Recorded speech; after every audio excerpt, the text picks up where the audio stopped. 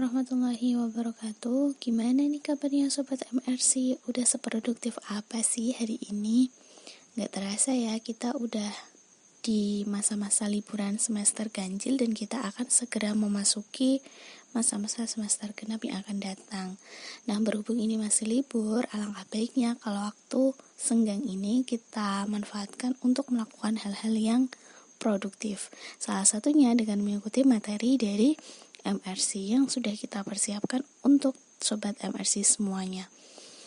Nah, kemarin kita udah membahas mengenai tema dan juga topik judul, dan yang pertemuan kedua kita sudah membahas mengenai mencari referensi bersama pemateri kita sekaligus pembina kita, yaitu Ibu Putri Nurmalasari. Selanjutnya pada kesempatan kali ini kita akan membahas mengenai materi selanjutnya, yaitu metode penelitian. Nah, sebelum masuk pada metode penelitian, kita mesti tahu dulu apa sih penelitian itu. Jadi, penelitian itu adalah suatu kegiatan ilmiah untuk mencari kebenaran dari sesuatu. Nah, karena penelitian ini merupakan suatu kegiatan ilmiah, jadi harus memenuhi beberapa syarat. Yang pertama, kegiatan itu dikatakan ilmiah apabila kegiatan itu bersistem. Kemudian kegiatan tersebut memiliki metode, kemudian objektif dan juga berlaku untuk umum. Nah, karena salah satu syarat suatu kegiatan dikatakan ilmiah tadi adalah memiliki metode, maka dalam penelitian ada yang namanya metode penelitian. Nah, metode penelitian ini adalah cara ilmiah untuk mendapatkan data dengan tujuan dan kegunaan tertentu. Nah, yang melatar belakangi adanya penelitian ini adalah sifat asli dari manusia itu sendiri ya, yaitu manusia memiliki hasrat ingin tahu yang sangat besar untuk mencari kebenaran dari sesuatu. Nah, dalam mencari kebenaran ini, manusia itu menggunakan dua pendekatan, yaitu ada pendekatan non-ilmiah dan juga pendekatan ilmiah. Kalau pendekatan non-ilmiah, ini contohnya ada prasangka, kemudian ada intuisi, ada spekulasi, dan sebagainya. Yang berupa pendekatan ilmiah, nah ini menggunakan logika penalaran yang disertai dengan pengembangan teori dan juga dilengkapi dengan metode penelitian, sehingga menghasilkan suatu hasil penelitian yang bisa dipertanggungjawabkan. Nah, fungsi dari penelitian sendiri itu apa sih? Yang pertama, yaitu untuk menemukan suatu pengetahuan yang baru. Kemudian yang kedua, untuk menguji kembali pengetahuan yang telah ditemukan sebelumnya. Jadi dari hasil penelitian yang sudah ada, yang sudah dipublikasikan itu diuji kembali atau diverifikasi. Kemudian yang ketiga, untuk mengembangkan pengetahuan yang telah ada sebelumnya.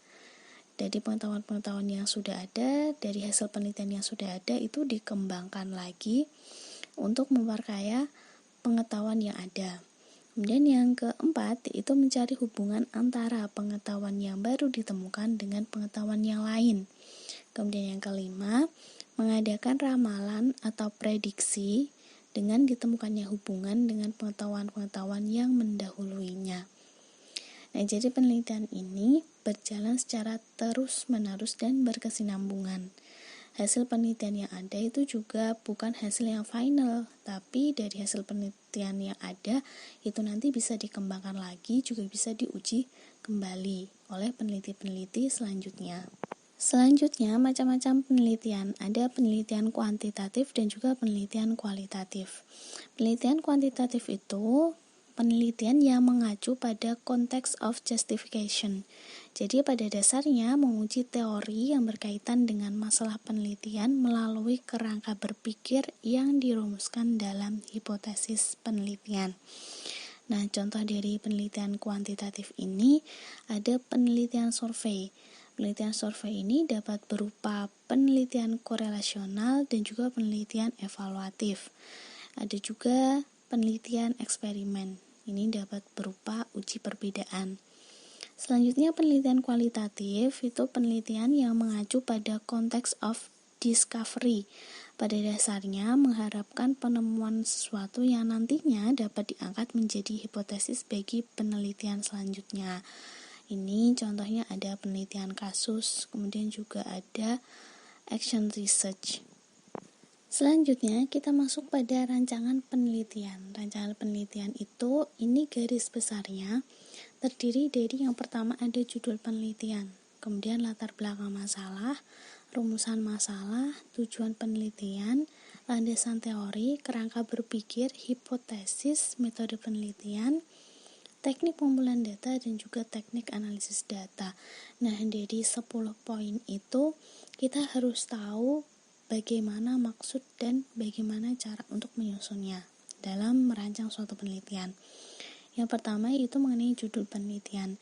Kemarin sudah dibahas oleh Bu Putri dan kita juga udah belajar bersama. Lanjut kita ke latar belakang masalah. Nah, untuk latar belakang masalah sendiri itu menjelaskan sebab penelitian dilakukan. Kenapa sih mengambil judul ini? Sebabnya apa? Ada peristiwa apa sehingga Anda sebagai seorang peneliti itu mengangkat judul tersebut? Nah, kayak gitu. Kemudian yang kedua yaitu pembahasannya disertai dengan hasil penelitian terdahulu. Nah, untuk menguatkan penelitian kita, maka dalam pembahasan latar belakang masalah itu mesti disertai dengan hasil penelitian terkait. Nah, semakin banyak hasil penelitian yang mendukung, maka semakin kuat pula hasil penelitian yang dihasilkan nantinya. Nah, selanjutnya yang ketiga yaitu mengemukakan perbedaan penelitian yang dilakukan dengan penelitian yang sudah ada sebelumnya. Jadi harus berbeda. Kalau sama, ya buat apa diteliti lagi gitu ya. Selanjutnya itu rumusan masalah. Nah, rumusan masalah ini berbentuk kalimat tanya dan pada bagian ini juga belum mengacu sama sekali pada teori. Selanjutnya tujuan penelitian. Nah, tujuan penelitian ini merupakan jawaban dari masalah yang telah dikemukakan. Nah, masalah yang dimaksud di sini itu masalah yang ada di rumusan masalah tadi. Itu kan berupa kalimat tanya tadi. Nah, jawabannya nanti dijawab di tujuan penelitian itu. Selanjutnya, landasan teori. Nah, landasan teori ini teori-teori yang dirumuskan untuk setiap variabel yang ada dalam judul. Nah, tergantung nanti judulnya apa, itu nanti diuraikan teori-teori yang membahas mengenai variabel itu tadi. Kemudian selanjutnya ada kerangka berpikir. Nah, kerangka berpikir ini merupakan hasil pemikiran peneliti berdasarkan konsep yang ada tentang variabel yang diteliti. Kemudian selanjutnya ada hipotesis. Hipotesis itu suatu argumen yang akan diuji kebenarannya. Nah, itu tadi pembahasan mengenai metode penelitian pada kesempatan kali ini. Dan untuk pembahasan mengenai metode penelitian, teknik pengumpulan data, dan teknik analisis data akan dilanjutkan pada materi di pertemuan-pertemuan selanjutnya. Oke, sekian untuk materi hari ini. Apabila ada yang kurang jelas, bisa ditanyakan pada saat diskusi di grup WhatsApp. Saya kira cukup untuk materi hari ini. Kurang lebihnya mohon maaf. Terima kasih atas perhatiannya. Wallahul muwaffiq ila aqwamit thoriq. Wassalamualaikum warahmatullahi wabarakatuh. Sampai jumpa di materi selanjutnya.